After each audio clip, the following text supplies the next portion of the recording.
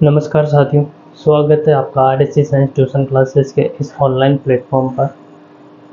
कल और परसों अपनी क्लास नहीं हो पाई थी, ठीक है। और उसके पहले जो जीरो लेवल बेसिक केमिस्ट्री का जो अपना पार्ट 4 था, उसके अंदर अपन ने पढ़ा था इलेक्ट्रॉनिक विन्यास, ठीक है। और अपन आज पढ़ेंगे आयन या मूलक, ठीक है। आयन या रेडिकल, ठीक है। तो क्या होते हैं आयन, आइए समझते हैं, ठीक है। देखो, अपन ने एक चीज़ पढ़ी थी, परमाणु, ठीक है। परमाणु परमाणु पढ़ा था। परमाणु के अंदर अपन ने एक चीज़ पढ़ी थी कि कोई भी परमाणु हो, उसके अंदर जितने प्रोटॉन होते हैं उतने क्या होते हैं, इलेक्ट्रॉन होते हैं, ठीक है।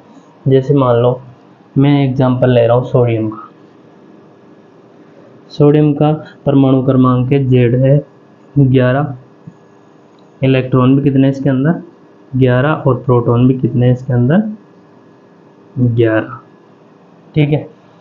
अब जब सोडियम परमाणु है, उसके अंदर जैसे मान लो फर्स्ट कोष के अंदर अपन कितने इलेक्ट्रॉन, 11 इलेक्ट्रॉन हो गए ना, तो फर्स्ट कोष के अंदर अपन ने भरा कितने इलेक्ट्रॉन, 2 इलेक्ट्रॉन, ठीक है। जिसने इलेक्ट्रॉनिक विन्यास वाली क्लास नहीं देखी है, वो पार्ट 4 देखे, जीरो लेवल बेसिक केमिस्ट्री का, ठीक है।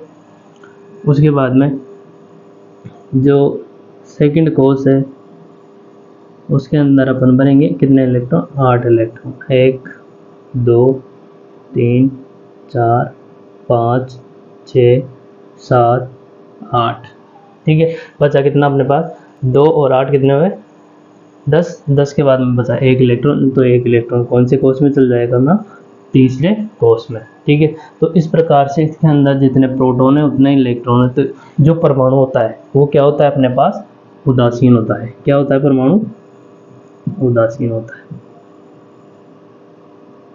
ठीक है। अब बात आती है, जैसे मान लो इसके अंदर से अपन 1 इलेक्ट्रॉन अगर निकाल दें, इसके अंदर से सोडियम के अंदर से निकाल देंगे, तो 1 इलेक्ट्रॉन निकाल दिया, तो जो सोडियम होता है उसके ऊपर आवेश आ जाता है +1, ठीक है। ऐसा क्यों होता है, ठीक है। अब ऐसा इसलिए होता है, जैसे मान लो मैं सोडियम का ले रहा हूँ एग्जांपल। जैसे ये सोडियम का टुकड़ा है अपने पास, क्या है, सोडियम का टुकड़ा। अब अपन को पता है क्या, कि इसके अंदर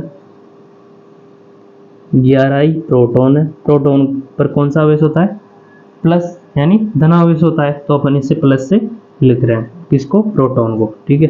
3 4 5 6 7 8 9 10 11, ठीक है।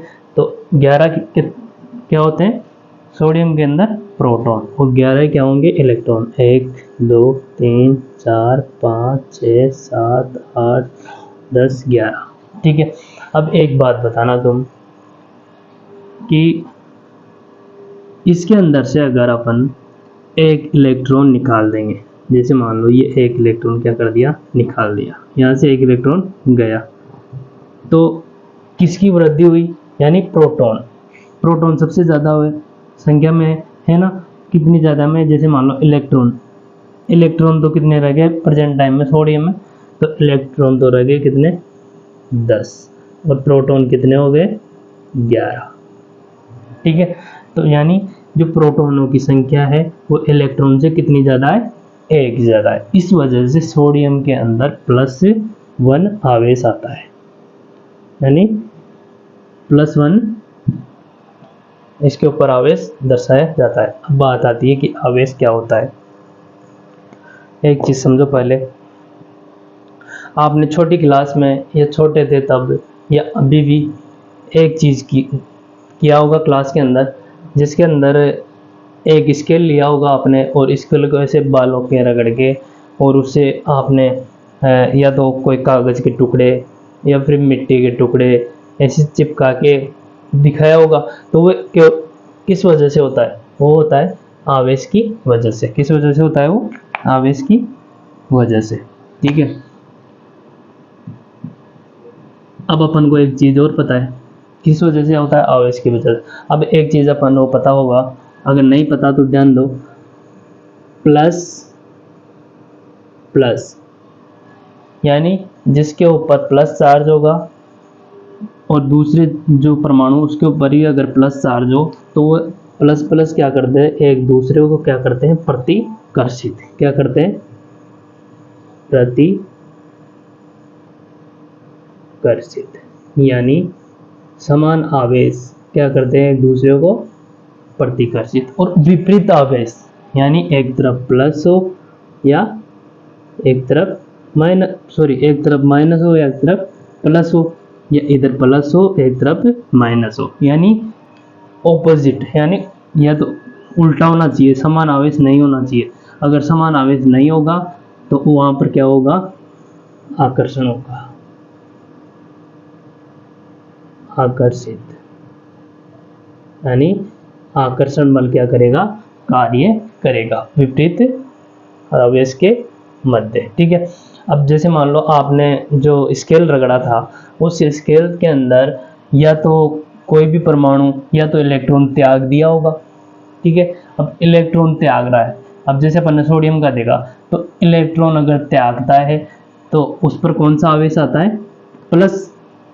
इलेक्ट्रॉन त्यागने से कौन सा आवेश आएगा, प्लस। यानी अब कोई और दूसरा तत्व अगर कोई दूसरा अगर परमाणु है, वो अगर इलेक्ट्रॉन क्या कर रहा है, ग्रहण कर रहा है। ठीक है। अगर इलेक्ट्रॉन ग्रहण कर रहा है तो वो क्या, उस पर कौन सा आवेश आएगा, माइनस। एग्जाम्पल देख लो तुम, उतारना नहीं है अभी, एग्जाम्पल ले लो अपने पास क्लोरीन का। ठीक है। तो अपन को पता है क्या कि क्लोरीन होता है, उसका परमाणु क्रमांक होता है कितना, 17, यानी जेड होता है 17। तो उसके अंदर प्रोटॉन भी कितने होंगे, 17, और इलेक्ट्रॉन भी कितने होंगे, 17। ठीक है।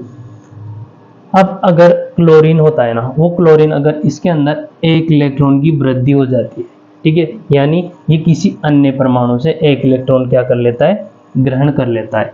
और अगर एक इलेक्ट्रॉन ये ग्रहण कर लेता है, ठीक है, तो अगर इलेक्ट्रॉन ग्रहण करेगा तो इसके पास कितने हो जाएंगे, पहले 17 इलेक्ट्रॉन थे, अब कितने इलेक्ट्रॉन हो जाएंगे, 18। तो एक चीज बताओ तुम कि इसमें सबसे ज्यादा प्रोटॉन है या इलेक्ट्रॉन, प्रोटॉन है, सॉरी इलेक्ट्रॉन है। तो इलेक्ट्रॉन कितने ज्यादा है, तो इलेक्ट्रॉन है एक ज्यादा, यानी इसलिए क्लोरीन पर कौन सा आवेश आ जाएगा, माइनस आवेश। ठीक है। अब ये माइनस आवेश हो गया, इधर सोडियम पर प्लस आवेश हो रहा है। ठीक है। अब ऐसे ही बहुत से उसके अंदर कोई परमाणु होंगे, या तो वो इलेक्ट्रॉन क्या करे होंगे, ग्रहण करे होंगे। ठीक है। या क्या करे होंगे, इलेक्ट्रॉन का त्याग करे होंगे। अगर इलेक्ट्रॉन का त्याग करे होंगे, ठीक है, तो उस पर कौन सा आवेश होगा, प्लस आवेश। तो वो जैसे अपन कोई कागज का टुकड़ा चिपका रहे हैं, ठीक है, या मिट्टी के टुकड़े उसके साथ चिपक रहे हैं, ठीक है, तो उन पर अगर जैसे मान लो वो अपन जो स्केल रगड़े हैं उसके अंदर अगर अपन मान लेते हैं प्लस आवेश आ गया, तो वो क्या करेगा, माइनस आवेश वाले जितने भी परमाणु है उनको अपनी तरफ क्या कर लेगा, आकर्षित कर लेगा। आ गया समझ में, वही क्या होता है, आवेश होता है। अब बात आती है, जैसे मान लो मैंने सोडियम का एग्जाम्पल दिया है यहाँ पे, ठीक है।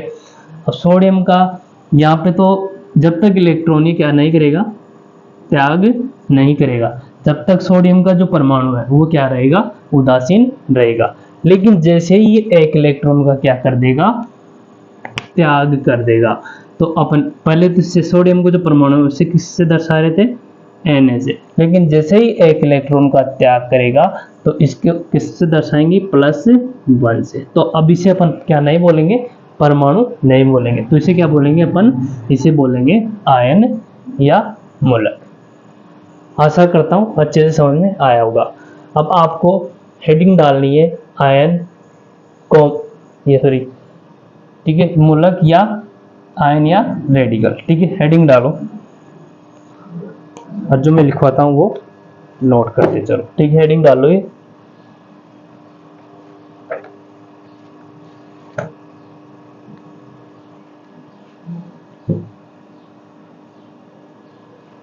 लिखो इसके अंदर आवेशित परमाणु, आवेशित परमाणु, आवेशित परमाणु या परमाणुओं का समूह, आवेशित परमाणु या परमाणुओं का समूह क्या कहलाता है? आयन या मूलक कहलाता है। आयन या मूलक कहलाता है। ठीक है, इसके नीचे एक लाइन छोड़ के एरो लगा के लिखो।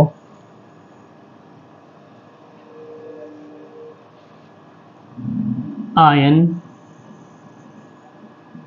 के प्रकार, आयन के प्रकार। ठीक है, तो कितने प्रकार होते हैं? आयन होते हैं 2 प्रकार के। ठीक है, आयन होते हैं कितने प्रकार के? 2 प्रकार के। लिखो, आयन के प्रकार कितने होते हैं? 2। ये मिटा रहा हूं।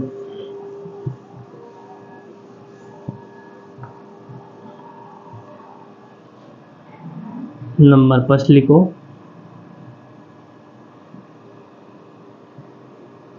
धन आयन। नंबर 2 लिखो, ऋण आयन।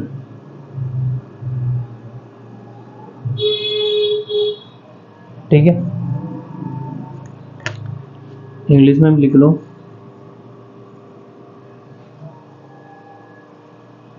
धन आयन को बोलते हैं कैटायन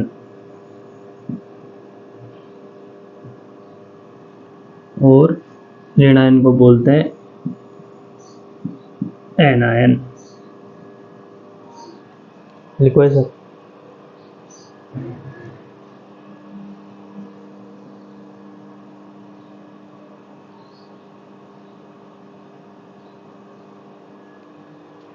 ठीक है, अब हेडिंग डाल लो धन आयन, 1 नंबर पे हेडिंग डालो, इसके बाद में धन आयन यानी कैटायन। ठीक है,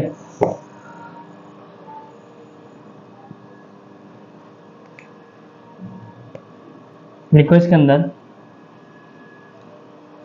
धन आयन में लिखो, इन पर धनावेश होता है।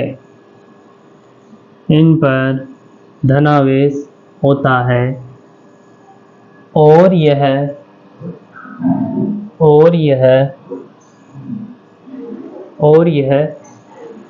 Electron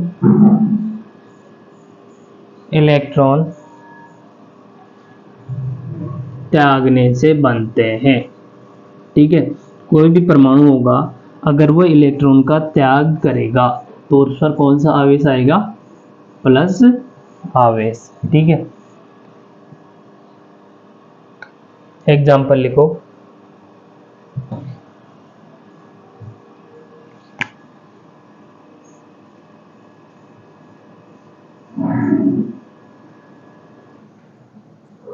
H plus,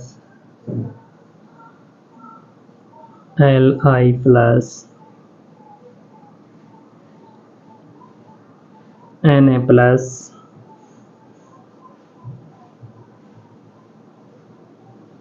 Be plus 2,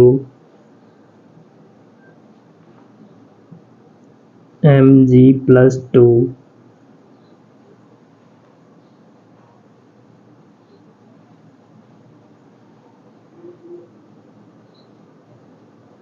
aluminium plus 3,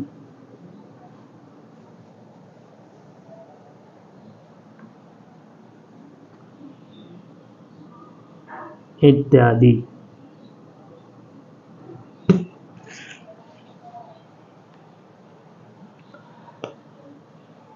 अब एक चीज तुम्हारे को यहीं पे समझा देता हूँ, पहले समझो, ये नोट कर लो और इसके बाद में समझना। जैसे मान लो जो लिथियम है, उस पर लिथियम के ऊपर +1 चार्ज क्यों आया? ठीक है, तो लिथियम के पास, लिथियम का जो परमाणु क्रमांक है वो अपन को पता है। क्या परमाणु क्रमांक होता है लिथियम का? कितना? 3। ठीक है, तो इसके अंदर इलेक्ट्रॉन होंगे 3। तो प्रथम कोष में जाएंगे कितने इलेक्ट्रॉन? 2 इलेक्ट्रॉन। पहले कोष में कितने चले गए? 2। तो बचा कितना पास अपने पास इलेक्ट्रॉन, एक इलेक्ट्रॉन। तो एक इलेक्ट्रॉन कौन से कोष में चल जाएगा, द्वितीय कोष में। ठीक है, अब ये जो एक ही इलेक्ट्रॉन है, तो अब जो ये लिथियम परमाणु है वो क्या करेगा, वह जो हीलियम है, हीलियम परमाणु क्या होता है, पूर्ण, उसका जो कोष होता है वो क्या होता है, पूर्ण भरा होता है। ठीक है, तो हीलियम के समान स्थायित्व प्राप्त करने के लिए लिथियम क्या करेगा, एक इलेक्ट्रॉन का क्या कर देगा, त्याग कर देगा। तो अब एक इलेक्ट्रॉन का त्याग करेगा। ठीक है, तो अब जैसे मान लो अपन लिथियम के पास, लिथियम था अपने पास, लिथियम के अंदर लिथियम है, लिथियम के अंदर इलेक्ट्रॉन थे अपने पास 3 और प्रोटॉन क्या थे, 3। अब इसके अंदर से एक इलेक्ट्रॉन का अगर त्याग कर देगा तो यहाँ पे इलेक्ट्रॉन कितने बच जाएंगे, 2। ठीक है, तो प्रोटॉन की संख्या कितनी ज्यादा है, इलेक्ट्रॉन से 1 ज्यादा। ठीक है, तो इस वजह से लिथियम पर क्या हो जाता है, +1 आवेश यानी चार्ज आ जाता है। ठीक है, आगे समझ में, ये कर लिया नोट। अब इसके बाद में हेडिंग लिखो सेकंड नंबर पे, ऋणायन यानी एनायन। बेटा दो इनको, उतारो, चलो नहीं उतारा जिन्होंने। ठीक है, इसके बाद में हेडिंग लगा के लिखो ऋणायन और इसके अंदर लिखो। ठीक है, इन पर ऋणावेश होता है, इन पर ऋणावेश होता है और यह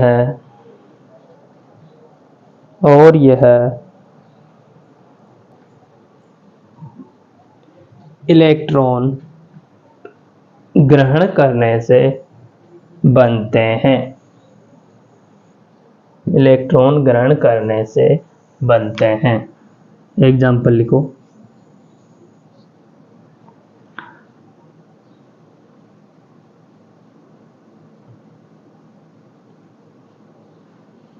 नाइट्रोजन,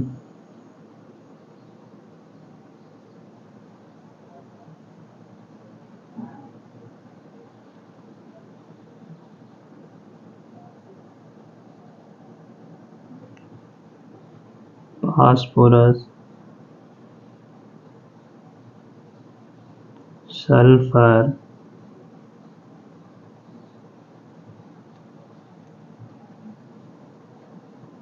ऑक्सीजन, क्लोरीन,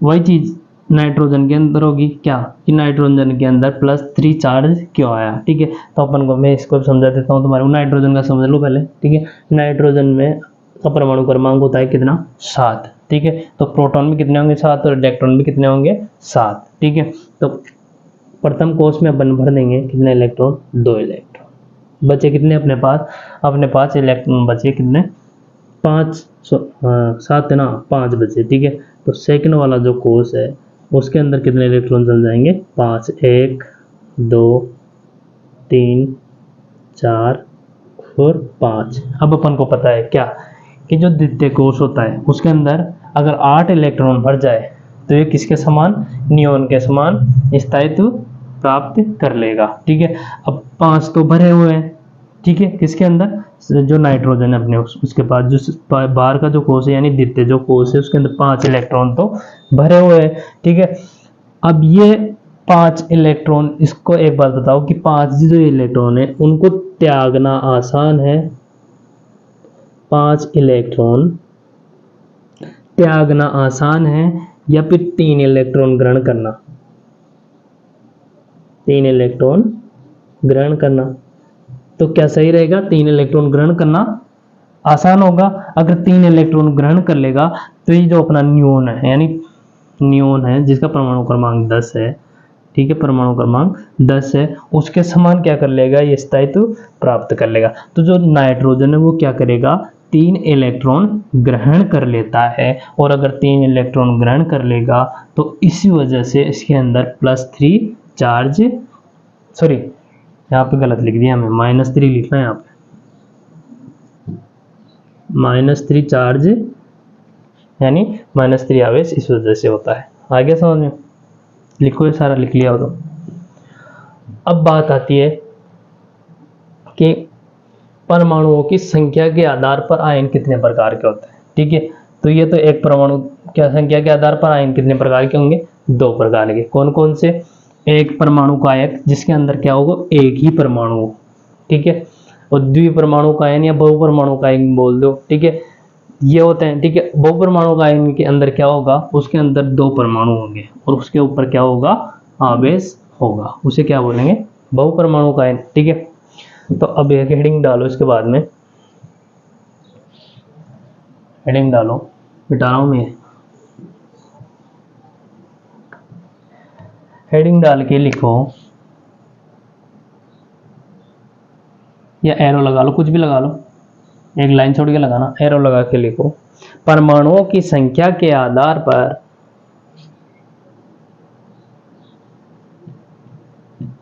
परमाणुओं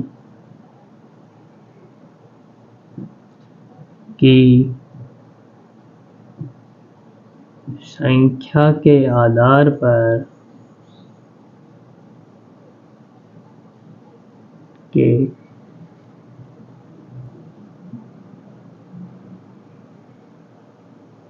आधार पर आयन के प्रकार, परमाणुओं की संख्या के आधार पर, जैसे लिख लेना आयन के प्रकार में, जैसे लिखो आयन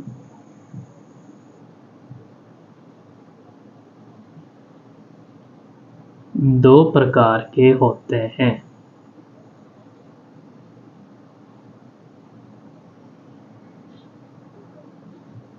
दो प्रकार के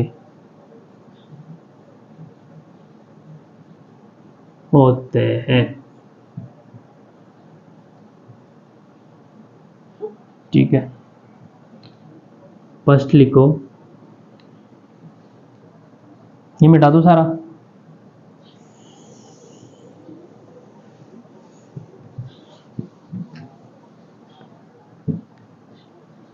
फर्स्ट लिखो,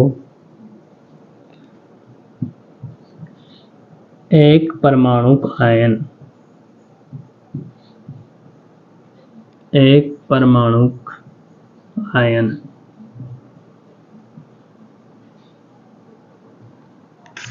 एक परमाणु आयन जिसे क्या बोलते थे अपन, सरल आयन भी बोलते हैं। लिखो, इंग्लिश में लिखना चाहो तो लिख लो, mono atomic ion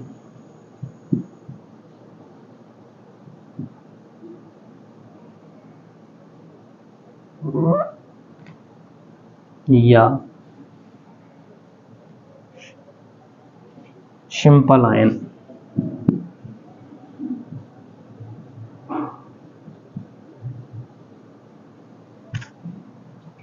mono atomic ion या सिंपल आयन। ठीक है, अब जो कोई भी परमाणु हो, ठीक है, जैसे मान लो अपन एग्जांपल ले लेते हैं, हाइड्रोजन का ही ले लेते हैं। ठीक है, तो अब जो ये हाइड्रोजन है, वो हाइड्रोजन का क्या है, एक परमाणु है अपन के पास, क्या है, हाइड्रोजन का एक परमाणु। अब अगर किसी भी परमाणु, किसी भी तत्व का अगर अपने पास एक परमाणु हो, ठीक है, और उसके ऊपर क्या हो, आवेश हो, तो उसे क्या बोलेंगे अपन, एक परमाणु आयन। इसी प्रकार से ले लो लिथियम +1, ठीक है, इसके बाद में ले लो नाइट्रोजन -3, इसके बाद में ले लो ऑक्सीजन -2। ठीक है, तो ये सारे के सारे क्या है, जैसे हाइड्रोजन का एक परमाणु है और उसके अंदर कौन सा आवेश आ रखा है, तो उसे क्या बोलेंगे अपन, एक परमाणु आयन। इसी प्रकार लिथियम का एक परमाणु है, नाइट्रोजन का भी एक ही परमाणु और ऑक्सीजन का भी एक ही परमाणु है। ठीक है, आगे समझ, तो इसके अंदर लिखो एक ही प्रकार के, सेटिंग डाल ली ना, इसके अंदर लिखो एक ही प्रकार के परमाणुओं से मिलकर बना आयन, एक ही प्रकार के परमाणुओं से मिलकर बना आयन सरल आयन या बहुपरमाणुक आयन कहलाता है। सरल आयन या बहुपरमाणुक आयन कहलाता है।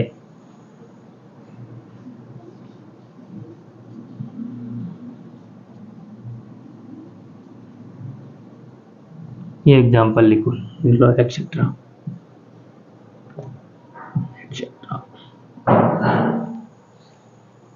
शायद डाल लेता हूँ जब तक तुम लिखो।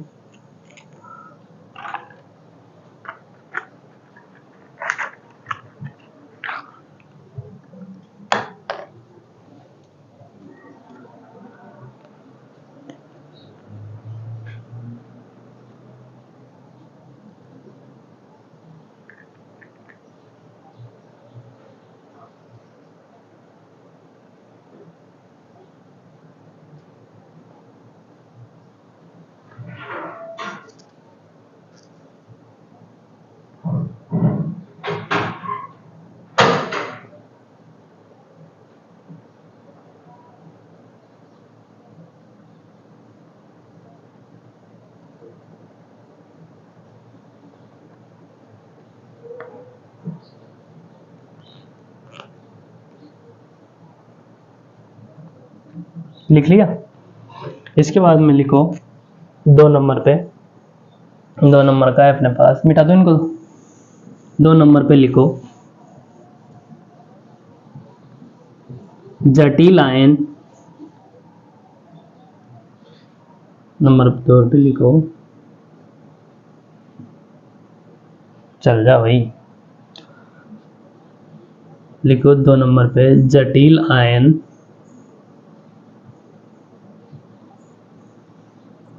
या बहुपरमाणुक आयन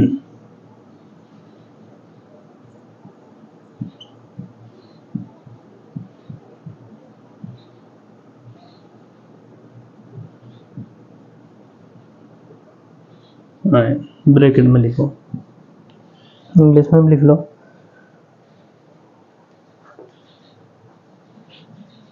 कॉम्प्लेक्स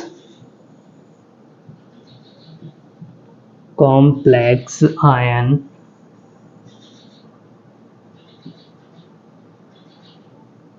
या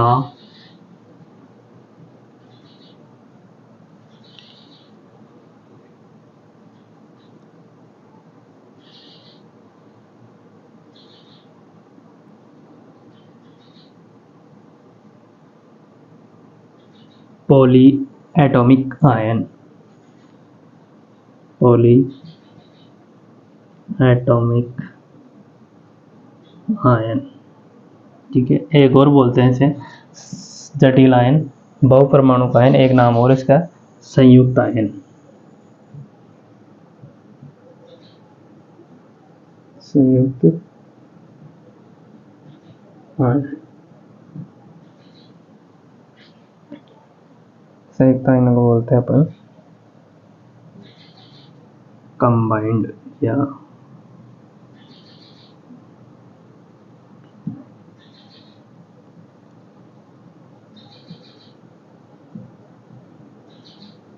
कंबाइंड है। ठीक है, तो अब जटिल आयन या बहुपरमाणुक आयन या संयुक्त आयन किसे कहेंगे? जैसे मान लो एग्जाम्पल के रूप में मैं दे रहा हूँ हाइड्रोक्साइड का,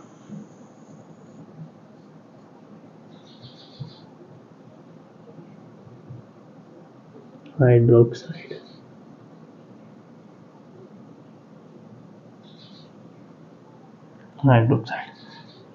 OH। तो इसके अंदर क्या है, एक तो ऑक्सीजन का परमाणु है और एक हाइड्रोजन का परमाणु है, और इन दोनों परमाणुओं को आपस में मिलाकर इन पर कौन सा आवेश आ रहा है? -1 आवेश, यानी OH माइनस। अगर OH के ऊपर अगर -1 चार्ज हो तो उसे अपन बोलते हैं हाइड्रोक्साइड। ठीक है, आ गया समझ में? उसे क्या बोलते हैं अपन? हाइड्रोक्साइड। ठीक है, तो जटिल आयन हो गए कौन कौन से?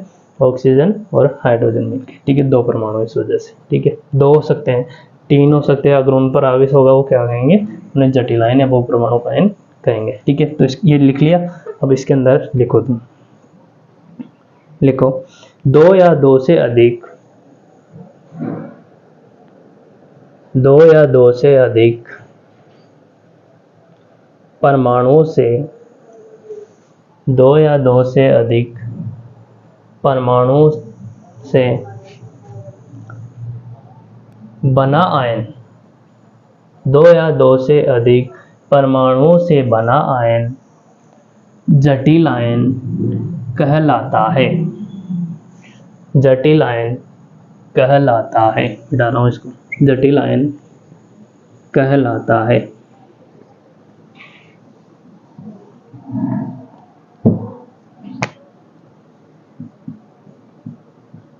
जटिल आयन कहलाता है।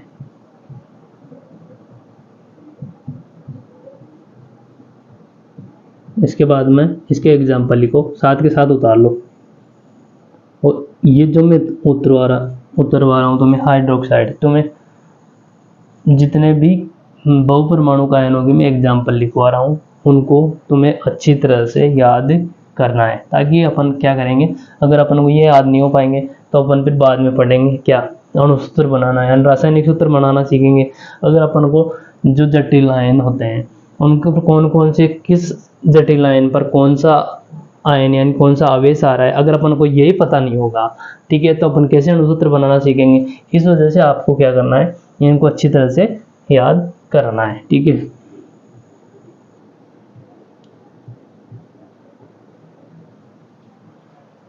हाइड्रोक्साइड,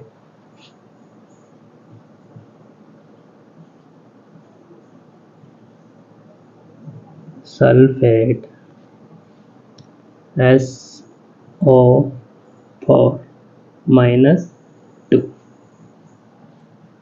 नाइट्रेट,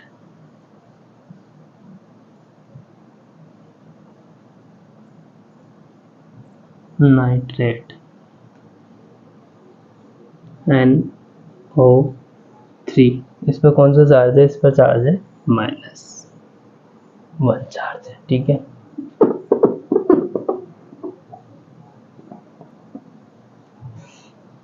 इसके बाद 4 नंबर पे लिखो तुम कार्बोनेट,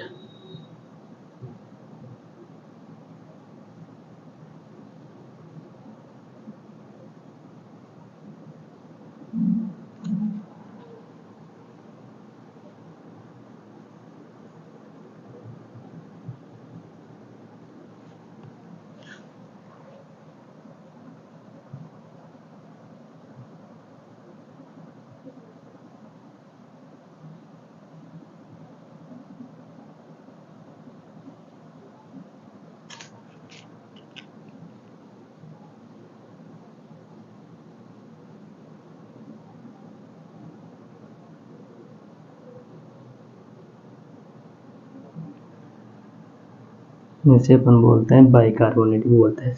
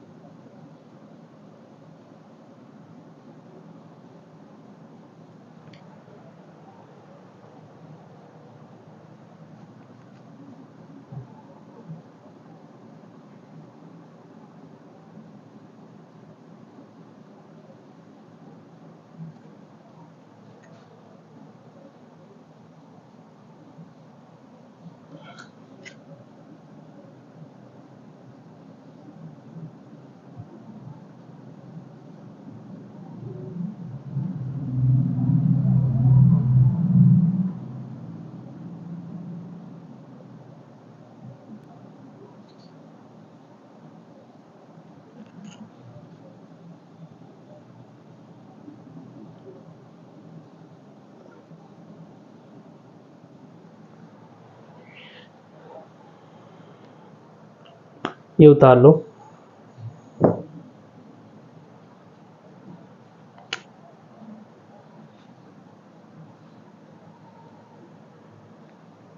उनको मिटा रहा हूँ मैं ना।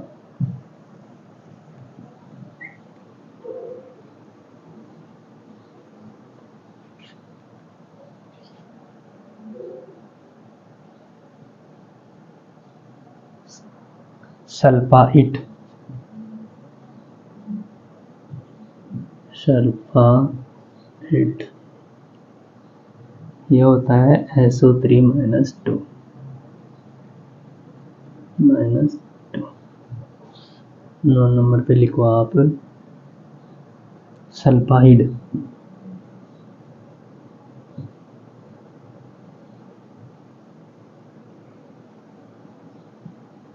इसका होता है